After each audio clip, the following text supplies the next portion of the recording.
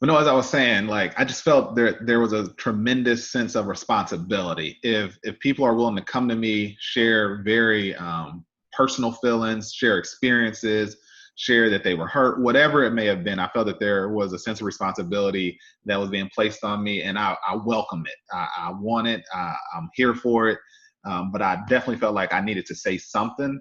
And Yeah. once I did say something, the floodgates kind of opened up. Crazy as this may sound, like I actually gained a lot of coworker friendships through having all this So let dialogue. me. So that's all. I'm glad you brought all that up, Maze. That's a really good perspective. I love the last piece of, and as you were talking, I'm thinking about like allies, right? It had this not happened, would the people have reached out, had the conversations, dialogue? I do think for me that the story of a black males being killed is like an old story, right?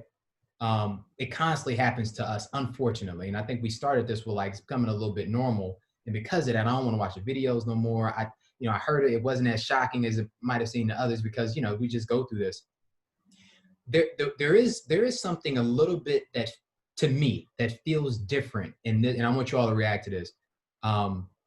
In George Floyd, his situation relative to some of the other situations. And I think what you just hit on, Maze, is an example of what I'm describing. When Tamir Rice, when that popped off with him, Trayvon Martin, I don't remember any white colleagues reaching out to me. I remember the local school, in this example, the public school of Minnesota was like, yo, I'm not doing a contract with the police department. I don't remember that happening. University of Minnesota, I don't remember that happening. Rick, I know you want to talk a little about some of these big brands and maybe, there are some that are speaking up, probably more that are not speaking up. The latest one I saw was Nike, that whole "Just Don't Do It" campaign or whatever. But to me, because of all of that, it feels a little bit different. Do you all feel different at all, or are you kind of more the same of how it was? And let's start with Reek first. Thank you for starting with me. This is the part of the conversation where it's going to get real. Okay. The reason, in my personal opinion, why it's all over the place and explosive is because it's an election year. There's an agenda and there's incentives for people that have power and money to capitalize off this movement. Now, don't get it wrong. I love seeing young people and other cultures out there finally waking up and seeing it. But what makes this different than others? Ahmaud, personally, on video, because I do watch all those films and I reshare them so that my friends that follow me and like the platform that I have, which, and I'm deep in that fashion. So a lot of people that follow my personal pages and stuff like that. They're other sneakerheads and people like that. For me, co-workers, etc. Right, a lot of non-black folks. So I'm consistently sharing these things. I've been doing this for a long time. If Right. you're going to accept me as a friend, you need to accept that portion of me. But this wasn't different or less brutal than Ahmaud's assassination. When he was jogging and he was assassinated by those terrorists. Right, like this, no different than that. So what makes this, Mike? That's a good point. Election year. Election year, people are trying to get rid of Trump. There's some other kind of white terrorist group beneath. I can't speak on them because I didn't study up on them. They have their own battle going on. So you see an intertwining of all these things. And then you look at Trump's responses and it's throwing the fuel on the fire. And the reason why he's doing that, other than it's a good chance of him probably being a bigot as well. But another portion of that piece could be, him trying to rally up his voter group. So you got to pay attention. You can't get hype just because these companies are speaking out and you see people protesting. And at the end of the day, like Sean said at the opener, you want to see real change. You don't want to just see people out here, because right now what's happening is protesting and putting these black cubes up. That's in fashion. Like black people right now, we're in fashion, and just like fashion, trends happen. It's going to be something else. It's going to be another person. Big brands that have been down with the cause. You mentioned Nike. I'm a proud stockholder of Nike. What did they do? Kaepernick. They ran it out Yeah. when it was unpopular. Right. That, and When I respect people, that. Yeah. When it was you have to respect yeah. it. Yeah. Keep going, You Reek. have to respect. Yeah. You have to respect it. Then you see now what you're seeing is people sending out voices. Now, some of these companies said, we stand with everyone at this time and people of color. That's incorrect. This ain't a people of color issue. This is a black issue. I want to hear my organization say black. Like, stop being afraid to say it. It's a Black issue. You know what I'm saying? So I'm seeing it, and I'm calling all cap. And for those that don't know what cap means a lie. If you're a liar, you capping. And when I see people rolling out communications like, at this time we stand, no, you don't, because just last week we seen that, and that's the power of social media. Social media right now is on fire, calling out people that haven't kept it real. Yeah. You know, so that's why you need to keep your third eye available and say like, hey, you know, this company has been down with the cause. This person has been down with the cause. This person has not been, and now they're speaking out. And that's equally, to me, being a Black man in corporate America, that is almost as rude as killing another brother on the street as a cop, because what you're doing is you're now lying to the people to save your own company for the capital gain, or you've been declining qualified Blacks for leadership roles, and now all of a sudden your doors are open. No, we know you're capitalizing off the movement, and we calling your cap, and we don't like that, and that offends me personally. And I'll give you another gem. So really quickly, unfortunately, because of COVID, another thing, a lot of leadership during that time, if you recall, xenophobia was at its all-time high. I see a lot of that because the immediate geographical area where I'm at, it's a lot of Asian Americans, and they were victims of people bigot opinions again, saying, oh, you're going to give me COVID because you're Asian. They went through that. What happened? That same hour, CEOs released, oh, we don't tolerate xenophobia, blah, blah, blah. They came out, but with us, a lot of people were quiet. They were scared. Now, I'm going to give them a benefit of the doubt. It could have been, you know, like Maze's situation. We don't know how to do this. Like, the reason you don't know is because you don't have no Black people on your board to help you. That's why you need it. And then when you look in fashion, and Gucci, when they released the collar neck with the black lips, the black face, look at their board. They don't have someone there next to them say, yo, that ain't cool.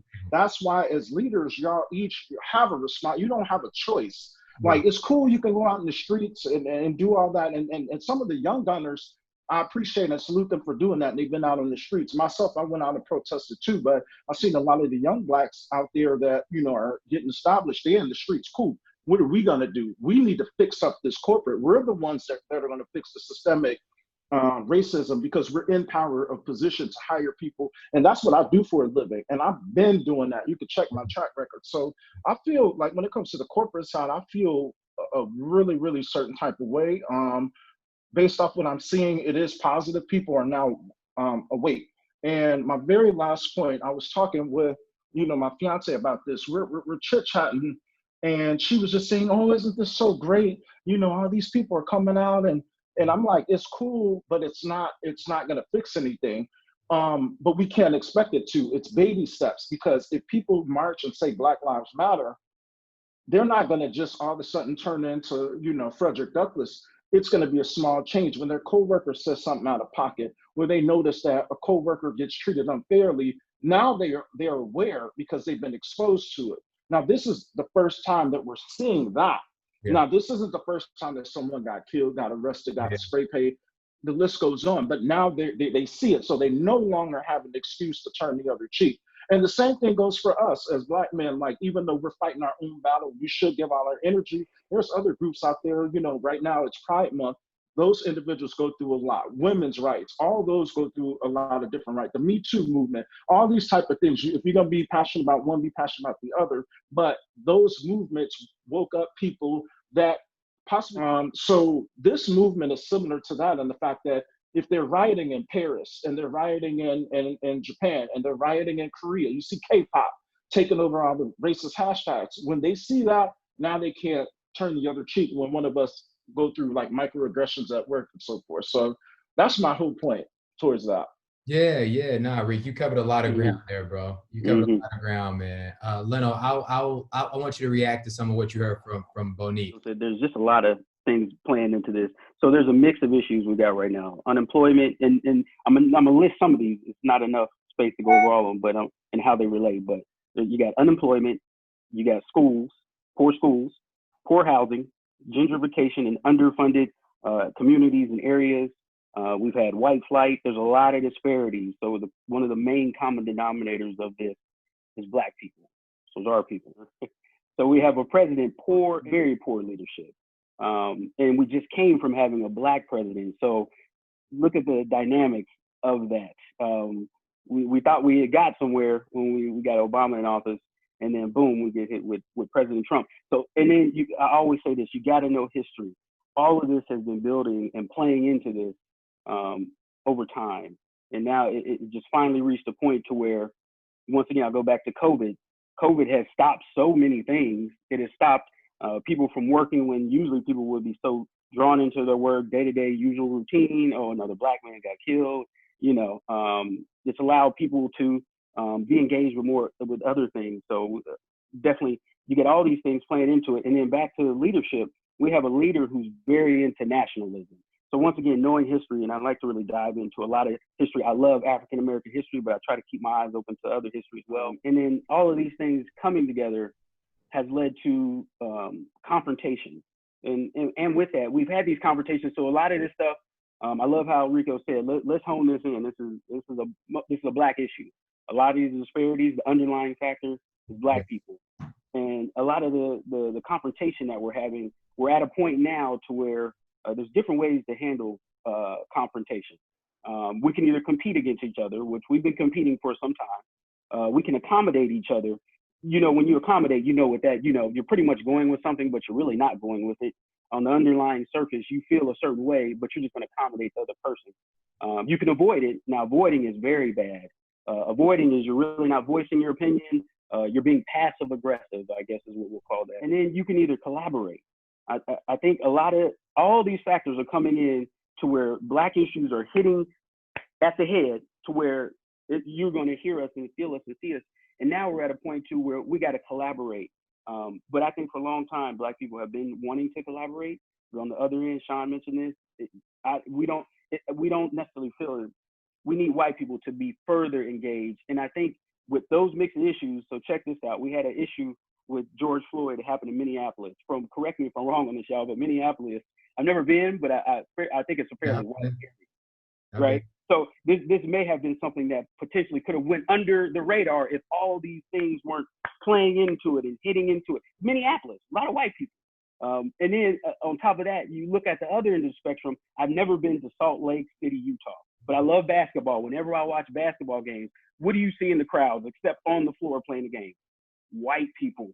You got riots, burning of cars in Utah.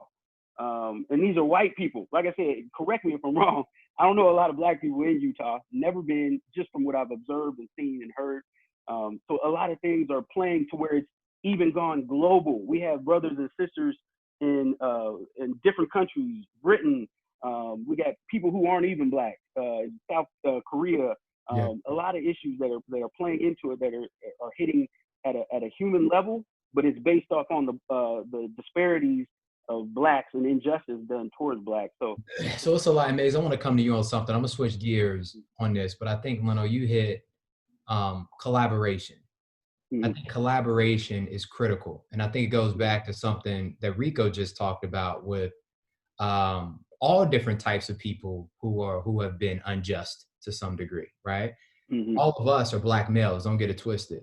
So we're definitely, very close to some of the to some, if not all, of the injustices that happen in the black community. So I'll say it, Rico, in the black community, right? But there's other people who've been unjust, and as I go through these protests, you see a lot of them standing side by side next to us, right? Mm-hmm. Because they're fed up. A lot of them, they're fed up. I think what you just said about the diversity piece, and Rico, you talked about this before as well. And I've worked at companies that were very conservative. I worked for companies that are very liberal, right? I worked at companies where you had coverage, to what Mace talked about before. And I worked at other companies where I was the coverage, and I'm the most junior person there. You know what I'm saying?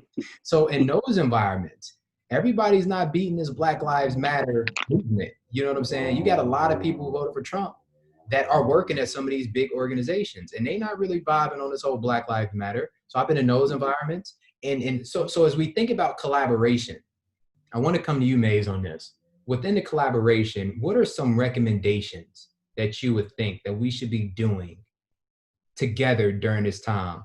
This is a moment that we're having. A lot of momentum is built up right now.